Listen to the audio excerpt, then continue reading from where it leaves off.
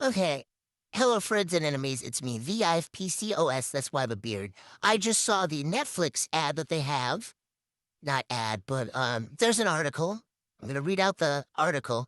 Netflix is raising prices after adding 19 million new members in 2024, and the stock jumps 13%. So already I was like, oh no.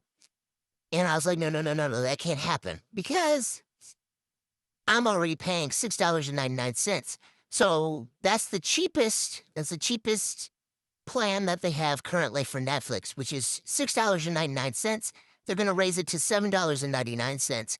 You can go just type in Netflix raising prices, and then you can find the one you need, and it'll tell you your prices. I've been looking to get rid of Netflix because Netflix seems to be on this trajectory with a lot of other companies that they're always chasing new people while playing in the old customers' faces.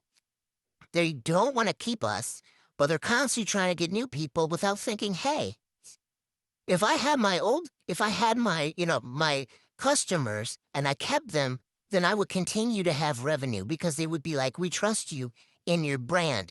Instead, they're shitting on us and they're trying to get new people. It reminds me of this fable, which was the sheep and the boy. It was a shepherd, that's it. Anyway, there's a shepherd and he has his flock. So they're walking and it starts to snow. He's like, holy shit, it's gonna snow. So he goes into this cave. Well, there's a bunch of wild sheep. And he's like, I only have enough food for my flock.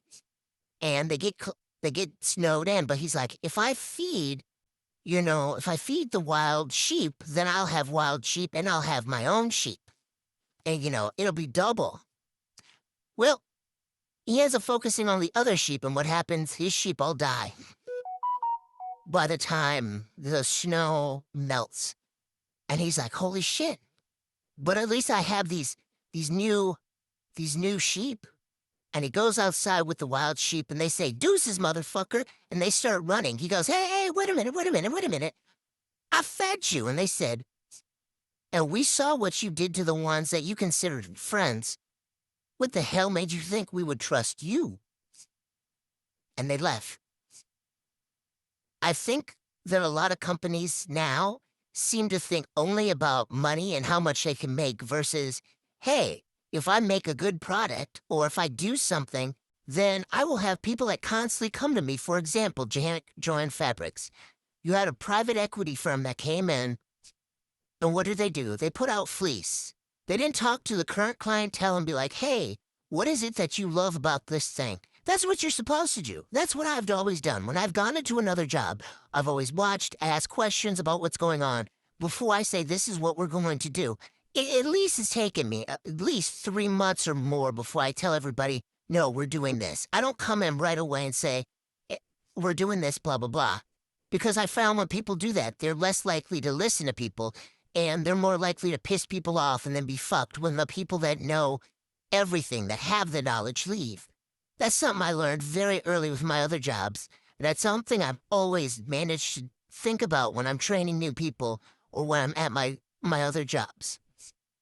And unfortunately, I don't think these companies care or give a fuck. They're always like, money, money, money. Well, what good is money, money, money if you've burnt all of your customers to a point where they're like, fuck you, I can't wait for you to burn. Think, dummy. Think.